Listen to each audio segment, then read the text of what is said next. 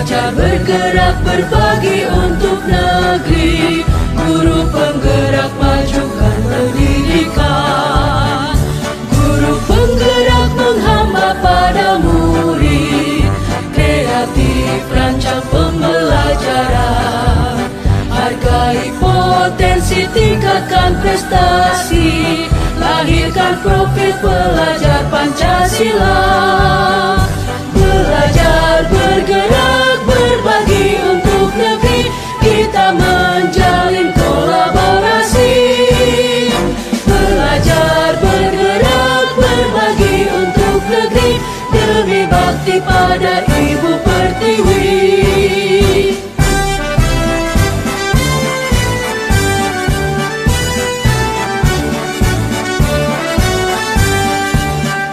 Bulatkan tekad, kuatkan hati, negeri ini memanggilmu kawan. Belajar bergerak berbagi untuk negeri, guru penggerak majukan pendidikan.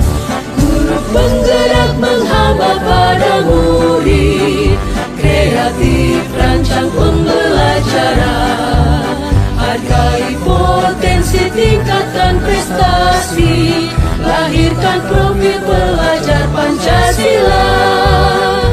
Belajar bergerak berbagi untuk negeri, kita menjalin kolaborasi. Potensi, tingkatkan prestasi, lahirkan profil pelajar. Bismillahirrahmanirrahim. Assalamualaikum warahmatullahi wabarakatuh.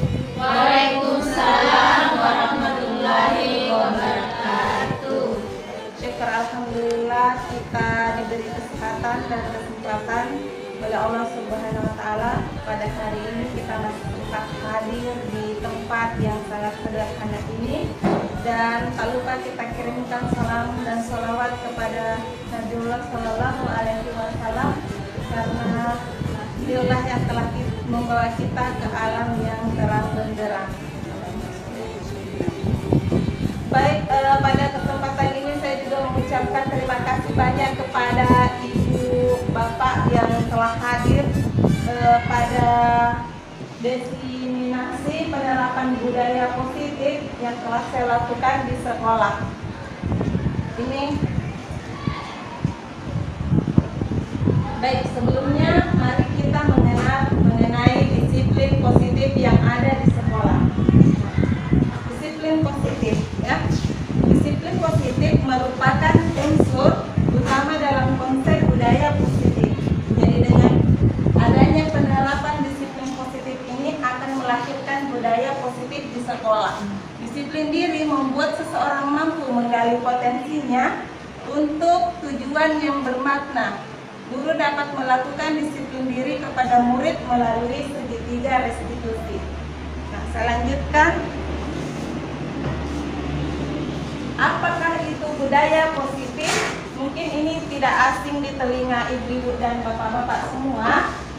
Budaya positif merupakan perwujudan dari nilai-nilai atau keyakinan universal yang diterapkan di sekolah. Budaya positif diawali dengan perubahan paradigma tentang teori kontrol. Nah, jadi ada teori kontrol yang harus dikenal terlebih dahulu pada penerapan budaya positif ini. Yang manakah budaya kontrol yang dimaksud? Ini dia. Menurut Dr. William Glasser, dosen, yaitu teori kontrol ada 5. Ada namanya penghukum, yang kedua pembuat rasa bersalah, yang ketiga sebagai teman, yang keempat pemantau, dan yang kelima adalah sebagai manajer. Nah, posisi manakah yang bagus diterapkan dalam budaya positif ini? Jadi posisi kontrol yang paling bagus digunakan adalah sebagai manajer. Posisi kontrol ini memberikan kebebasan kepada murid untuk menemukan jati diri mereka sendiri. Itulah yang dimaksud dengan posisi sebagai manajer. Beda dengan posisi sebagai penghukum. Jadi ini kita bertindak sebagai penghukum. Yang kedua, membuat rasa bersalah itu terkadang kita sebagai guru memancing murid kita atau menganggap murid kita dialah yang bersalah, seperti itu. Dan yang ketiga, posisi teman. Kita berada sebagai teman bersama dengan murid kita. Yang keempat, memantau itu kita memantau mereka, apa yang mereka lakukan itu, tindakan mereka apakah benar atau salah. Dan yang kelima, inilah yang saya maksud tadi, posisi kontrol sebagai manajer. Nah, bagaimanakah dengan teori motivasi, hukuman dan penghargaan? Tindakan terhadap suatu pelanggaran pada umumnya berbentuk hukuman atau konsekuensi. Begitupun bagi siswa yang berprestasi terkadang diberikan penghargaan dan dijadikan motivasi bagi murid lainnya agar bisa juga mendapatkan prestasi yang baik. Namun ketiga hal ini bukanlah solusi yang tepat yang diberikan pada murid dalam menyelesaikan masalah yang dihadapi oleh murid. Maka dikenallah yang namanya restitusi.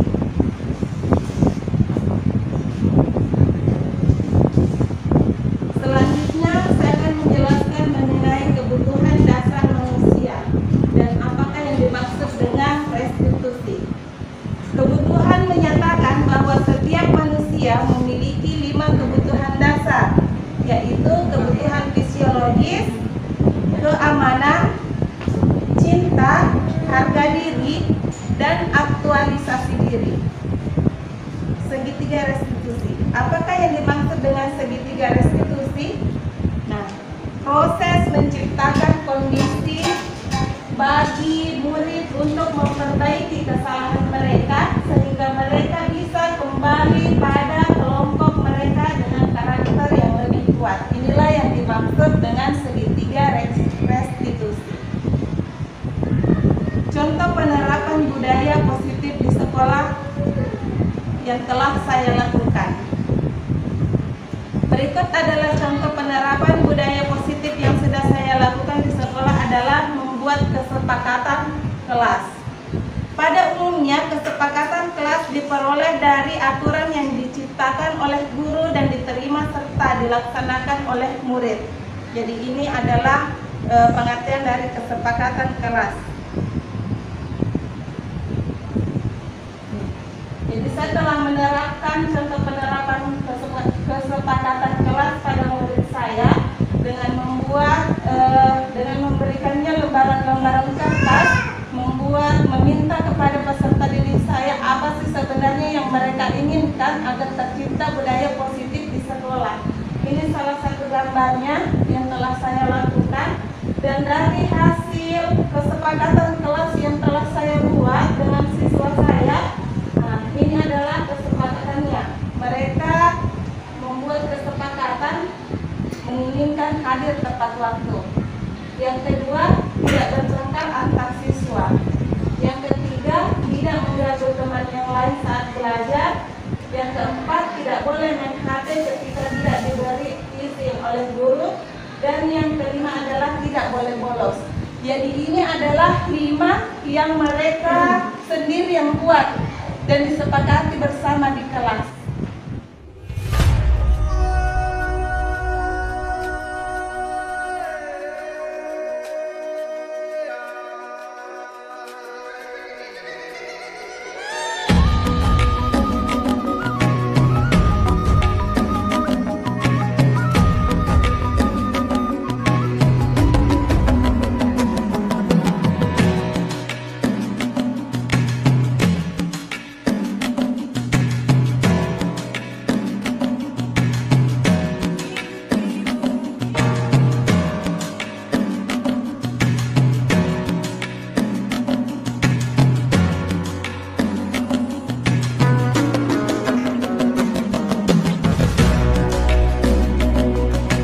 Baik Bapak Ibu, berikut adalah contoh lain penerapan budaya positif di sekolah. Silahkan disaksikan videonya.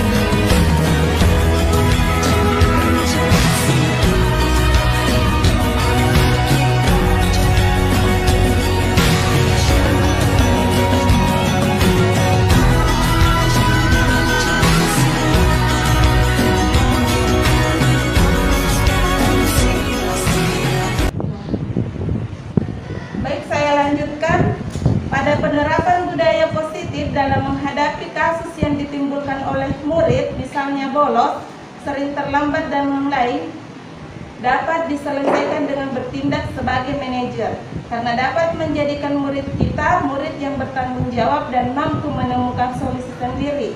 Posisi sebagai penghukum bukanlah solusi yang baik dalam menghadapi masalah tersebut, karena hanya akan menjatuhkan mental murid kita.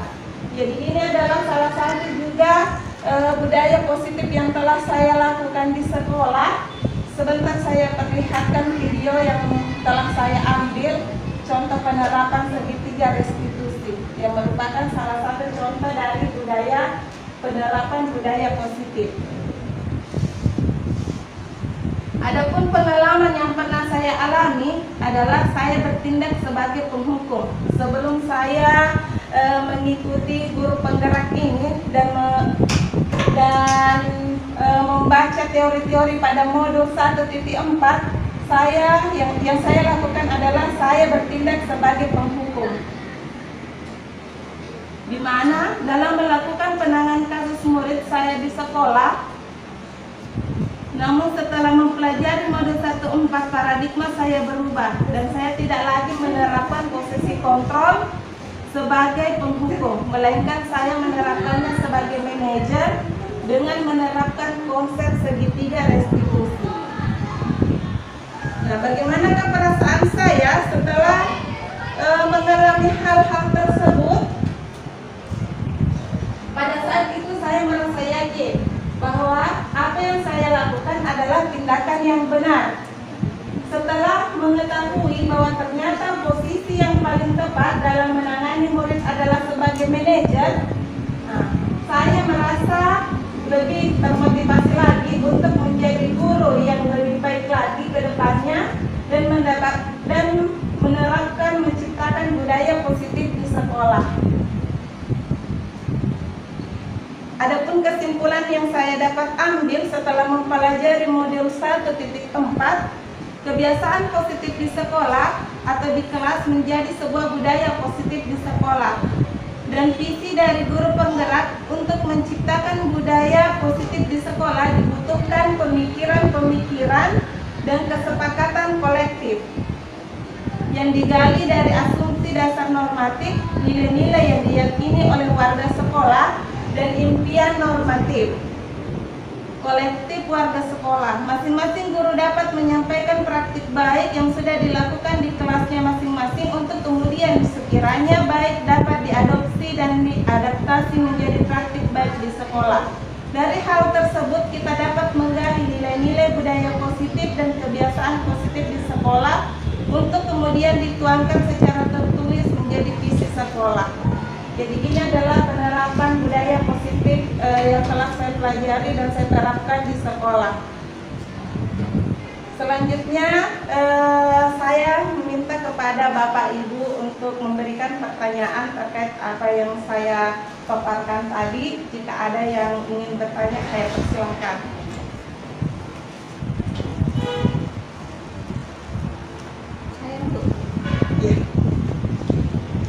Baik, terima kasih atas kesempatan yang diberikan. Pertanyaan saya, selain kesepakatan kelas yang Ibu tadi paparkan, apakah ada contoh lain? Baik, terima kasih atas pertanyaan yang diajukan oleh Ibu Mariama. Jadi dari 5 kelas, jadi ini tadi adalah 5 contoh yang kesepakatan kelas yang dipaparkan atau disepakati oleh murid saya di kelas. Tapi tidak menutup kemungkinan ada banyak kesepakatan kelas yang lahir dari ide-ide atau pemikiran dari murid kita ya. Salah satu contohnya adalah bisa saja mereka menulis tidak boleh berbohong, misalnya seperti itu, tidak boleh mengambil barang teman, atau misalnya harus menghormati lebih tua. Ya, jadi itu adalah contoh-contoh dari kesepakatan kelas yang bisa tertuang dari ide-ide dari murid kita. Jika misalnya hal yang dipaparkan oleh murid kita adalah hal yang positif, maka hal tersebut bisa kita jadikan menjadi kesepakatan kelas. Kalau misalnya hal itu negatif, mungkin kita bisa pertimbangkan kembali dan berdiskusi bersama dengan murid kita. apakah ini layak dijadikan kesepakatan kelas atau tidak. Seperti itu, Bu. Terima kasih. Saya kembalikan kepada Ibu Mariam. Terima kasih atas jawabannya, Bu. Ini memotivasi sekali untuk kami ke depan berbuat atau mencontoh apa yang Ibu paparkan. Sekali lagi terima kasih atas penjelasannya. Baik, terima kasih. Saya berikan kesempatan kepada Bapak Ibu yang lain untuk memberikan pertanyaan terkait budaya positif, penerapan budaya positif di sekolah. Baik, terima kasih Bu Rahina, silakan. Terima kasih atas kesempatan yang diberikan oleh saya. Saya ingin bertanya tentang kebiasaan positif ini, bagaimana dampak positif yang Ibu lihat setelah menerapkan budaya ini di sekolah Ibu. Gitu. Terima kasih. Baik, terima kasih atas pertanyaan yang diberikan oleh Ibu Rasma. Jadi bagaimana dampaknya ya setelah melakukan penerapan budaya positif di sekolah. Jadi setelah saya melakukan aksi ini, menerapkan budaya positif di sekolah, ada banyak manfaat yang saya dapatkan. Begitupun dengan murid-murid saya dan lingkungan di sekolah. Jadi murid merasa mereka lebih dihargai dan merasa ambil andil dalam apa yang ada di sekolah tersebut. Dengan adanya penerapan segitiga restitusi atau kesepakatan kelas ini membuat murid kita menjadi lebih mandiri dan menjadi lebih bertanggung jawab serta lebih menciptakan disiplin positif yang ada di sekolah. Seperti itulah dampak yang saya lihat selama saya telah melakukan penerapan budaya positif di sekolah. Terima kasih. Mungkin masih ada pertanyaan yang lain. Jika tidak ada pertanyaan yang lain, mungkin ada saran atau tanggapan dari teman-teman guru, Bapak Ibu semua yang bisa menjadi perbaikan bagi saya ke depannya.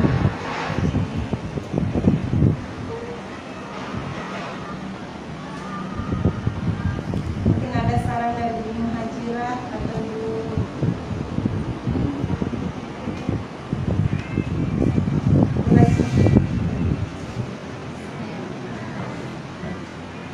Terima kasih atas kesempatan yang diberikan untuk kedua kalinya. Untuk sarannya mungkin untuk penerapan budaya positif di sekolah, ada baiknya kita bisa saling sharing ke teman-teman sehingga praktik-praktik baik lebih banyak lagi dilakukan di sekolah kita. Itu. Terima kasih. Baik, terima kasih atas saran dan tanggapannya, dan kita akan sangat memotivasi dan menjadikan pembelajaran bagi saya. Dan terima kasih sekali lagi atas kehadiran Bapak Ibu guru telah hadir di tempat ini menyaksikan diseminasi saya mengenai penerapan budaya positif di sekolah. Dan saya akhiri dengan ucapan alhamdulillah. Assalamualaikum warahmatullahi wabarakatuh. Waalaikumsalam warahmatullahi wabarakatuh.